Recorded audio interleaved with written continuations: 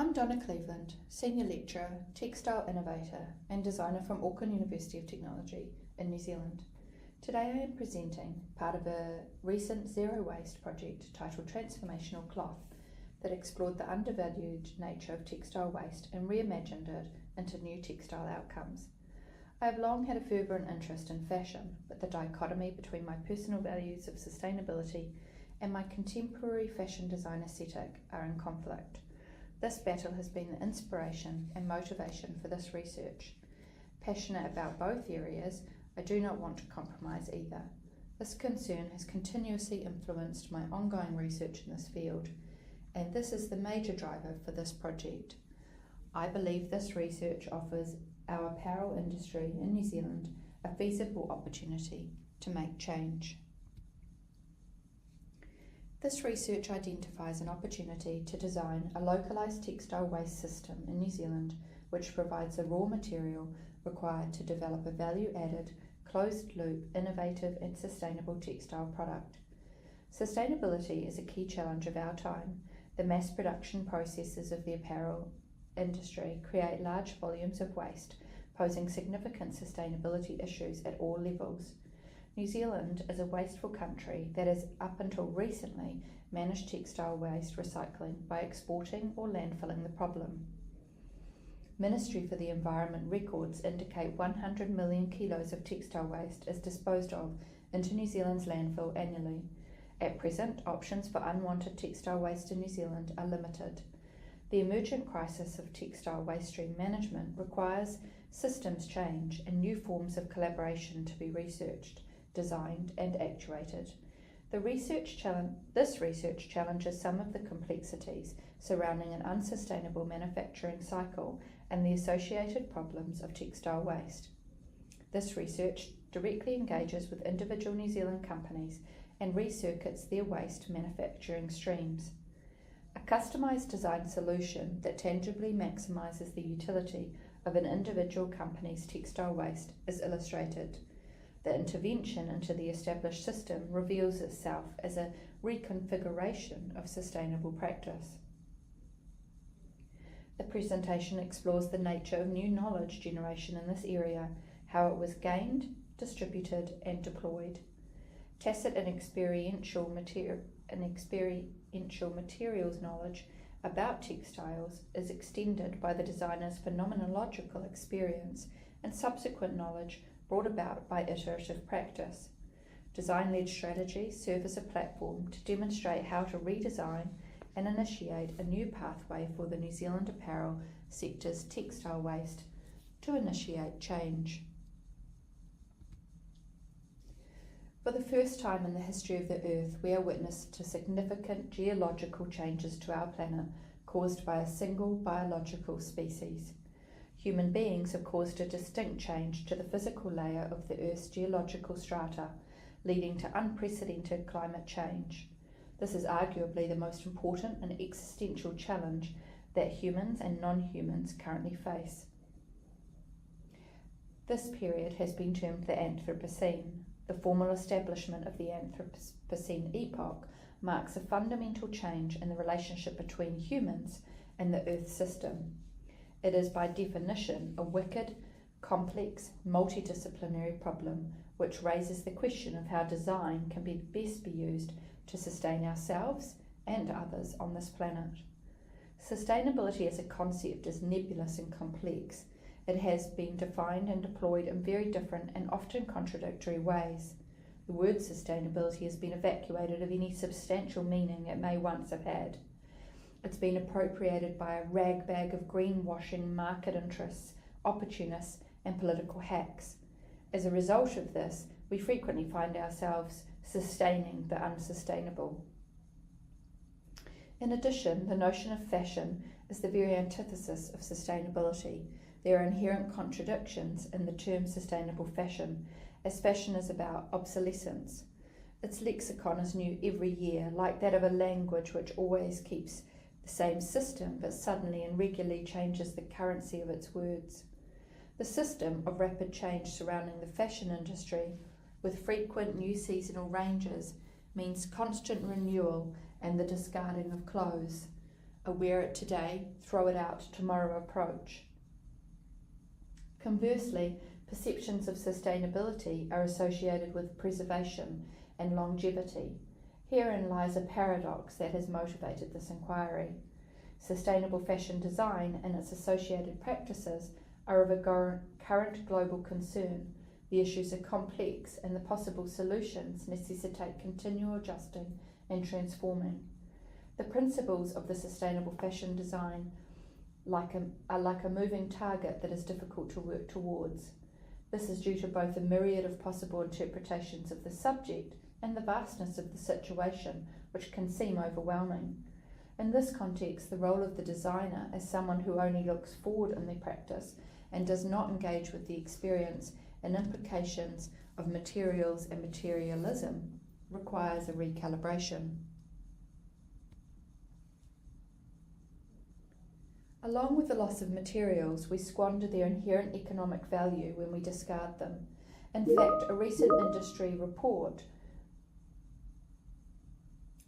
written by the Global Fashion Agenda estimated that the overall benefit to the world economy could be about €160 billion.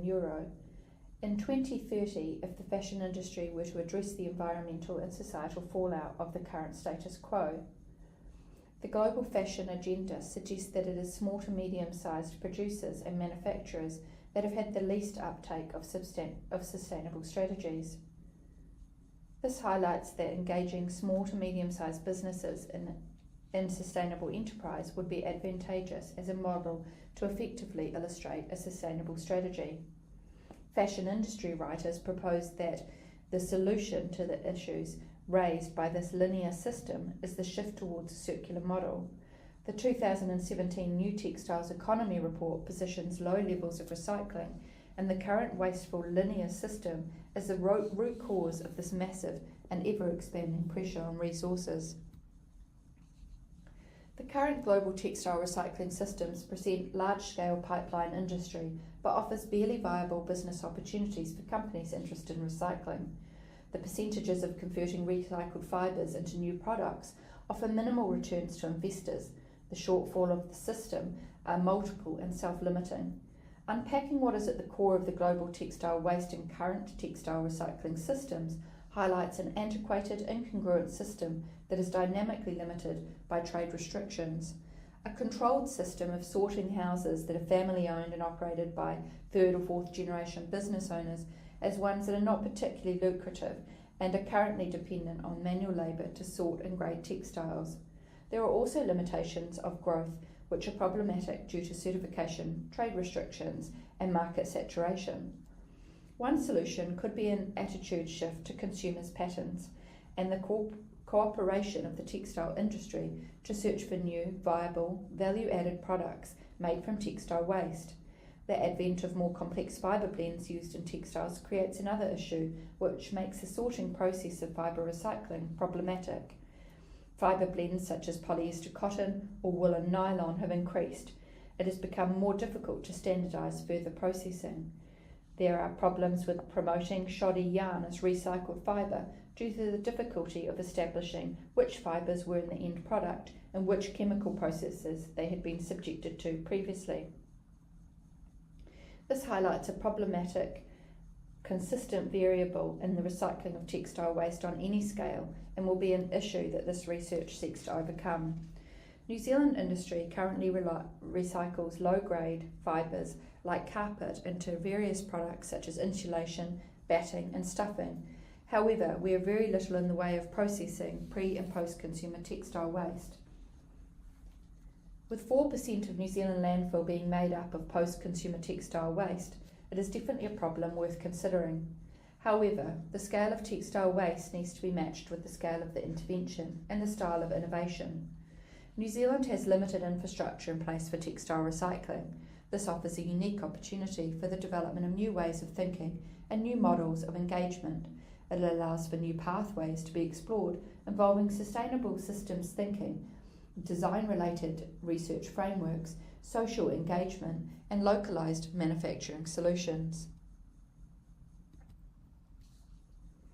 One possible way to engage industry relies on the reframing of sustainable fashion and textile systems as positive feedback loops with a potential to make change through knowledge growth and alteration of practice. Tackling smaller problems cumulatively could have a big impact on consumer behaviour. Peter Senge's systems thinking approach describes reinforcing loops as being a fundamental function of a modern organisation and suggests how to run a more efficient and effective management system that has evolved from the quality control circle style of organisational behaviour. He defines complete systems holistically with positive impact that transforms little cycles within a system. When analysed, they flow in a harmonious manner. He proposes that this shift in organisational behaviour requires a quantum leap of leadership in all tiers of management and labour, not just the top and not just the bottom. He advocates a need for all levels to buy into the concept of wholeness and engagement and apply strategic goals. When you apply the principles of what he terms leverage, actions and changes in structures can lead to significant enduring improvements in business growth, capacity and culture. In theory, this establishes a concept that is very applicable to an existing organisation and suggests that drivers towards sustainability could be applied to it in a reinforcing and positive way, one step at a time. However, these admirable shifts in occupational culture rely on buy-in from all tiers within the organisation. This is problematic until the corporate perceptions around waste management shift away from that of concealment and move into a more transparent mode. While there are still negative perceptions towards waste management and a direct resistance to change, we will continue to encounter challenges as companies prefer to send their waste to landfill rather than have the details of their waste recorded. This denial of access would be detrimental to any pragmatic solution of leverage being actionable within an entire system.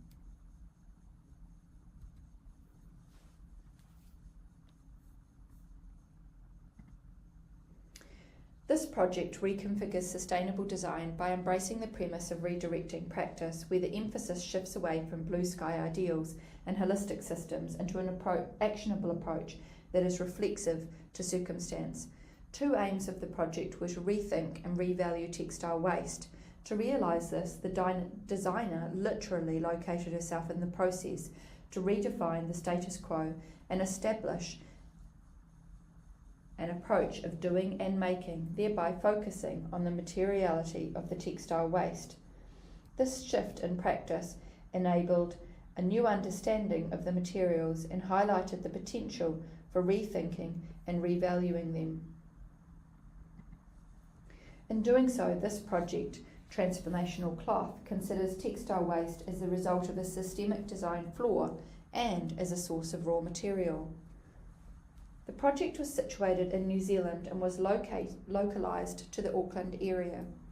It should be noted that at the time of this research was conducted, there was no significant civic infrastructure to recycle textile waste. Throughout the design-led project, the textile designer collected, redirected several waste streams of industrial textile waste, rediverting it from the expected linear route to landfill, and explored ways to reanimate the fibres into new textile outcomes. The project involved working with industrial partners to gain their trust to work with their materials, different processing plants in different locations to recycle the materials, and a multiple material specialist with unique fibre knowledge. In this process, the designer-researcher utilised existing infrastructure and specialists that were not previously known to each other or connected in any way. Building these new pathways meant that the designer needed to manage each interaction with boutique machinery operators, consider fibre specialist knowledge, and redevelop new process-centric terminologies. Whilst collecting the textile waste, new methods of gathering and recording the data were developed. Qualitative and quantitative data was harvested and recorded in new material libraries of knowledge. The qualitative mapping, including methods such as grading the fibre compositions and fabric structures, colour categorising and evaluating the potential recyclability. The agency of these methods was founded on not only expert technical advice on possible machine capabilities, but also the researchers' tacit knowledge blended with thinking about what was possible. recognising tacit knowledge as being a product of skilled practice. This combination of materials knowledge influenced the choice of methods used and their application. The initial mapping methods considered the inherent value of the fibres and the possible synthesis that could further add value. One of the streams of textile waste collected from an academic regalia hire company. The textiles were predominantly black trenchers and gowns that you graduate in. These items required considerable disassembly by the researcher before being able to recover recyclable textile materials. When disassembling an academic black trencher, the initial approach was to apply the minimum amount of cuts required to take the components apart. This gave a production type imperative to the work.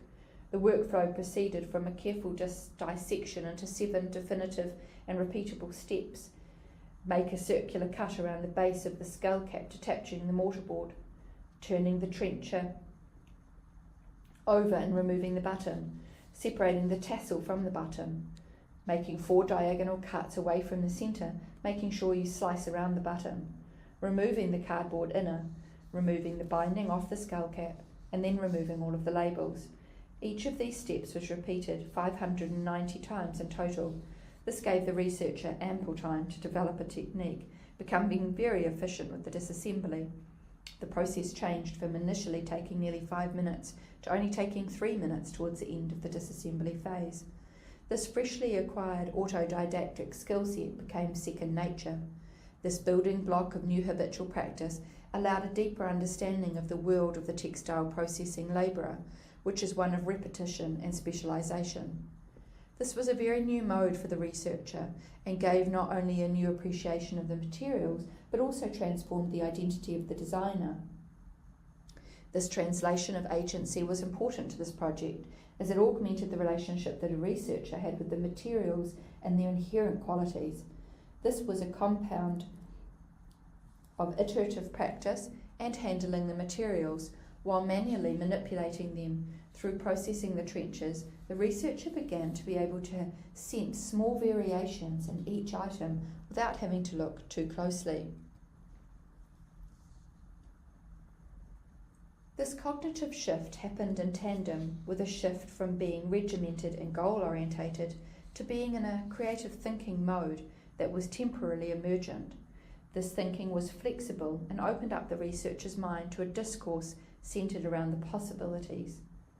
The purpose of extracting squares of fabric to obtain a maximum yield of recoverable fibres gave way to the possibilities of the componentry and an awareness that the materials had stories and had a presence all of their own.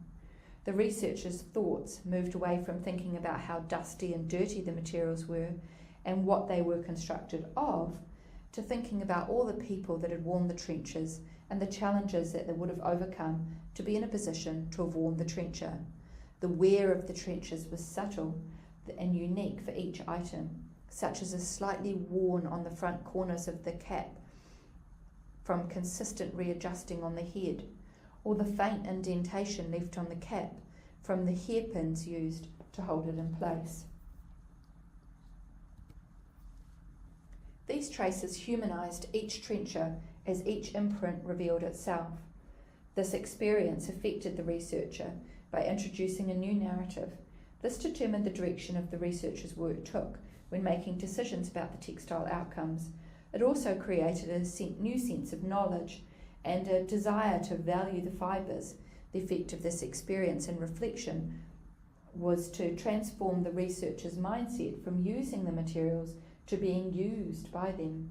The materials, through the agency of disassembly, revealed themselves not only as having new material potential, but also as a form of material memory bank. The researcher considered whether the fibres themselves could hold memories. With the action of disassembling each trencher, new abstract and tangible stories unfolded. The researcher became conscious of the need to save the fibres from an impoverished destiny as waste, and instead celebrate the individuality and potential. These insights into previous use and wear were gained from unconsciously reading clues and impressions transferred onto the textiles by its past users. This experience reconnected the researcher with the vitality and value of the fibres and the need to refuture them. This ignited a new appreciation for not only the trenches as objects that contain narrative, but also the energy involved in manufacturing them. The origins of the fibres were unclear, but there was no doubt that the extensive energy that had gone into the life of the fibres, and this had all been squandered when sent to landfill. The disassembly, grading and cutting had a significant phenomenological outcome, where touch and sense triggered cognitive resonance and a change in direction. In other words, by handling the materials, the designer began to understand their composition and allowed the senses of touch, smell, seeing and feeling to guide the making and innovative decisions around the design. This is often a less acknowledged aspect of decision making within a textile designer's role. This metaphysical approach produced a new sentience that affected the researcher's vision of what the practice was achieving and informed how best to unfurl the new knowledge generated within the world it operates in.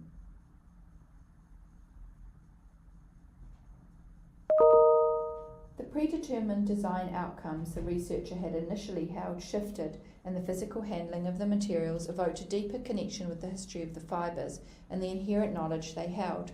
This interdependence of process and understanding became a key lens through which the designer could inform the reanimation of these recycled fibres. These images show the process of shredding, carding, and reprocessing the fibres into new materials. Engaging commercial entities with the view of processing textile waste was often difficult.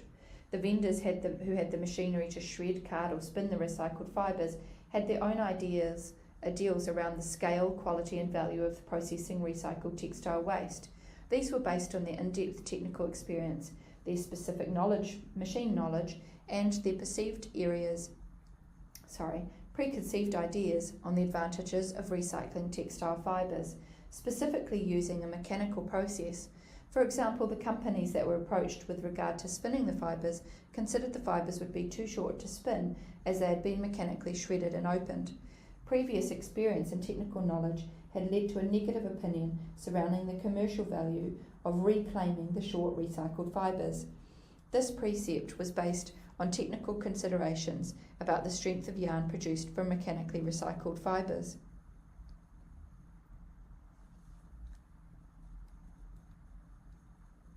It was imperative to gain buy-in from the vendors, as processing textile waste of this type and was new to them. Empathy combined with data and samples were key factors in persuading vendors to convert their lines to process the fibres. For some, the shift from high production to a pattern of sampling for research practice meant extending machinery and service to meet the needs of this research project. The vendor's expert opinions about a particular plant and its operation was essential knowledge that the researcher used to reconfigure practice, rethink, revalue textile waste.